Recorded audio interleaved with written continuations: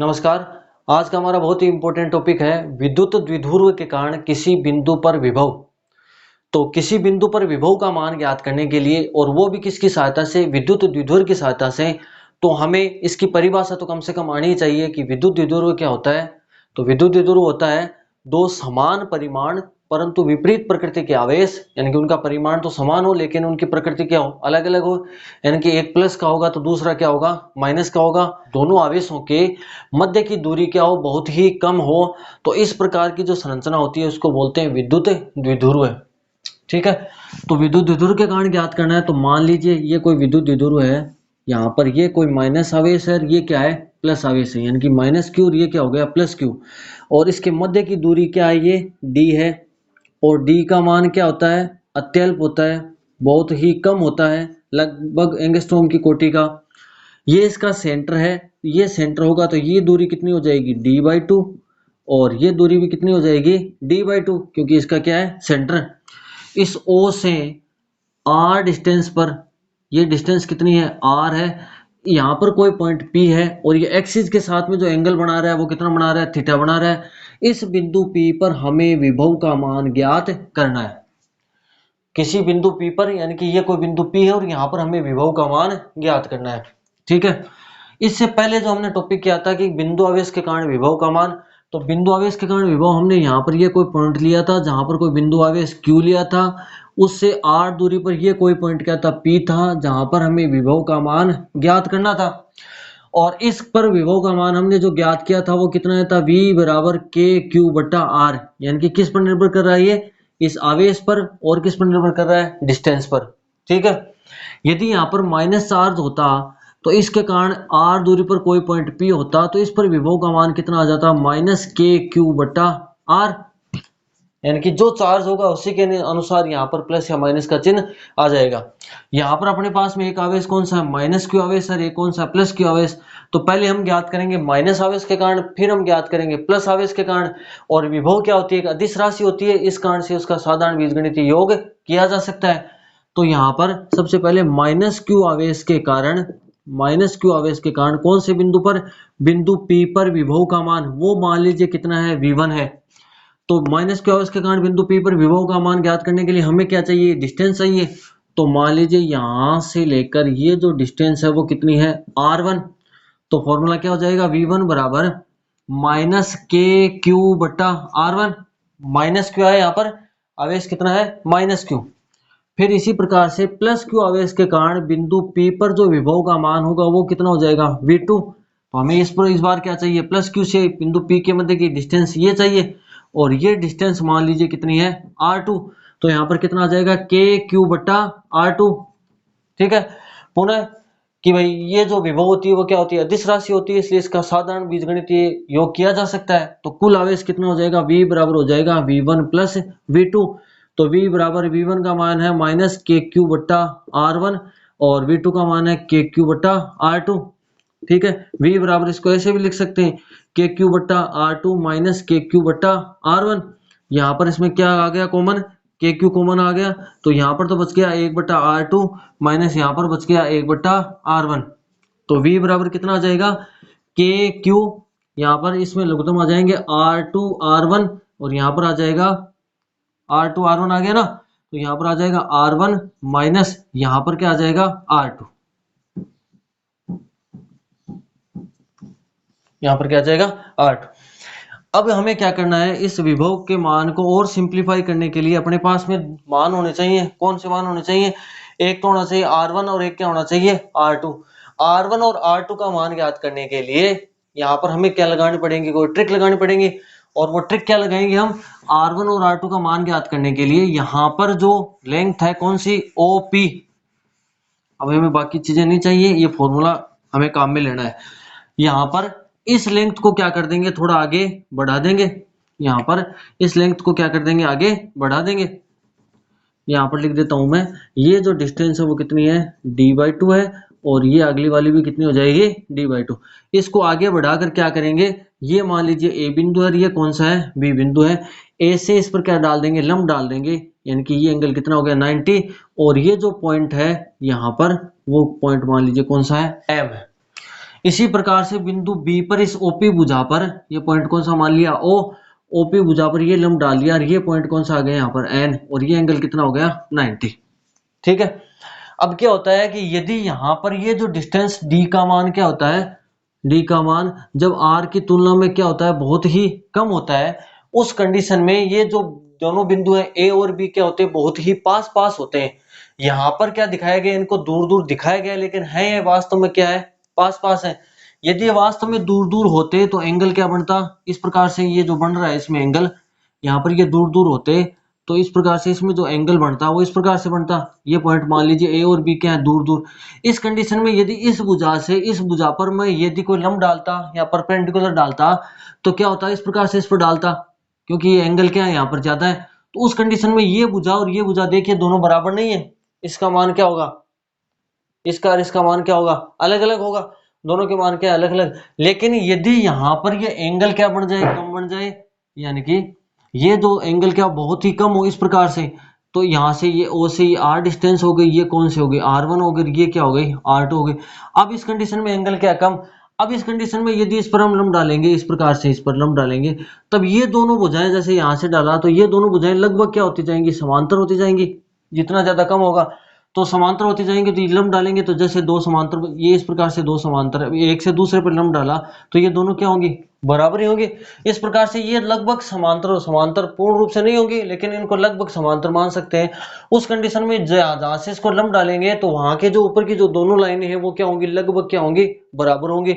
यानी कि मेरा कहने का मतलब है कि ये जो R1 का मान है, ये जो R1 का मान है, यानी कि R1 बराबर कितना है AP, ये यहाँ पर हम डालेंगे तो ये भुजा और ये भुजा लगभग क्या हो जाएगी, बराबर, यानी कि AP का मान लगभग किसके बराबर हो जाएगा, MP के बराबर होगा।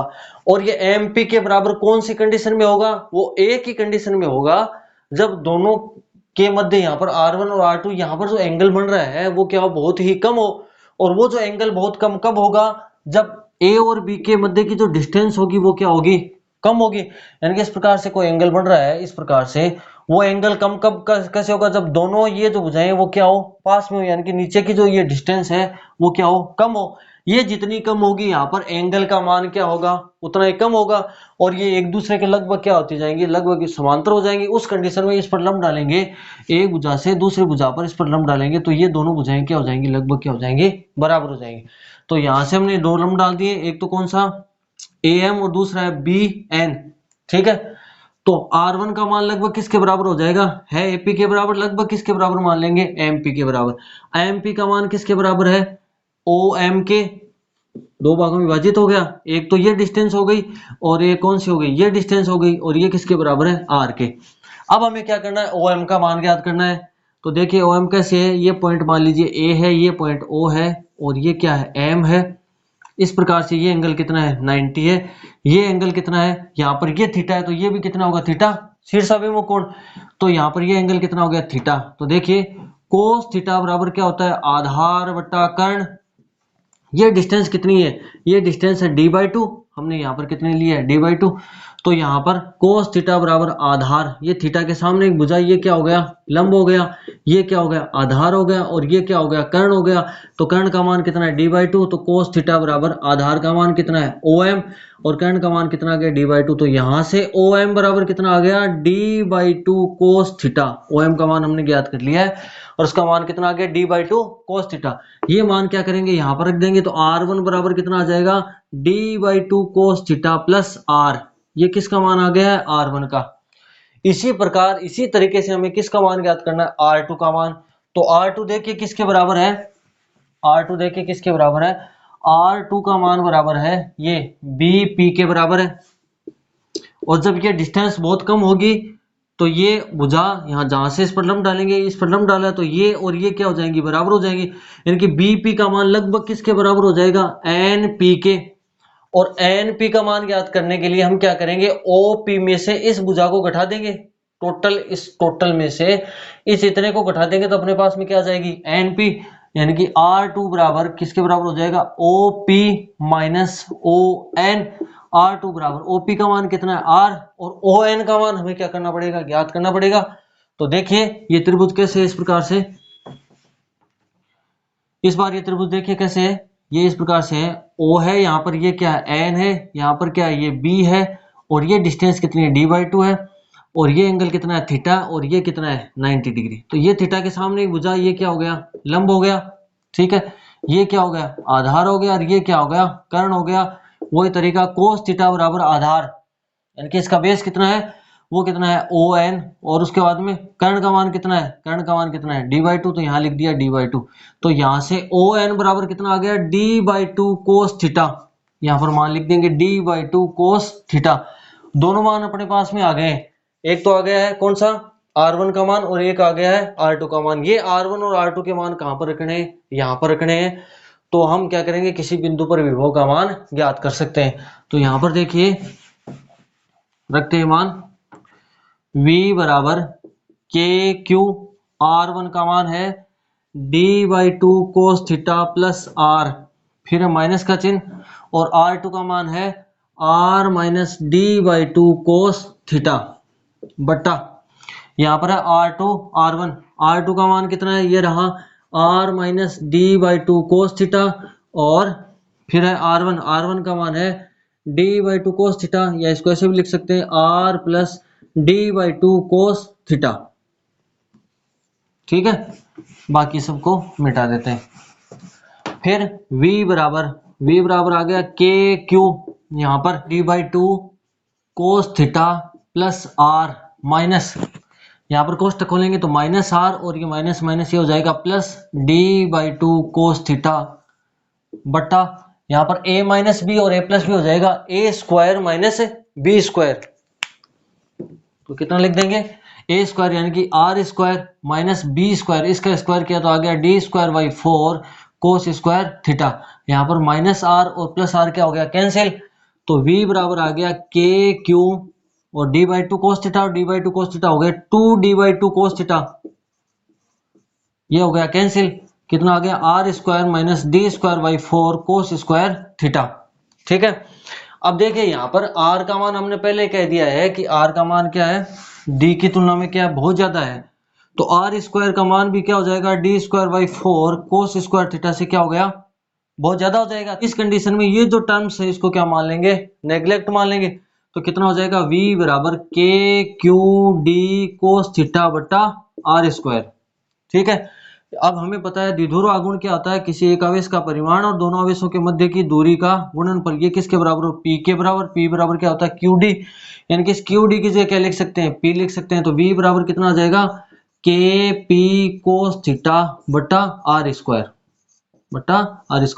ये आ गया है विद्युत द्विध्रुव के कारण किसी बिंदु पर, या विद्युत द्विध्रुव के कारण इससे इसके सेंटर से R दूरी पर स्थित किसी बिंदु P पर जो विभव का मान होगा वो कितना हो जाएगा V बराबर के पी कोस थीटा बट्टा R²।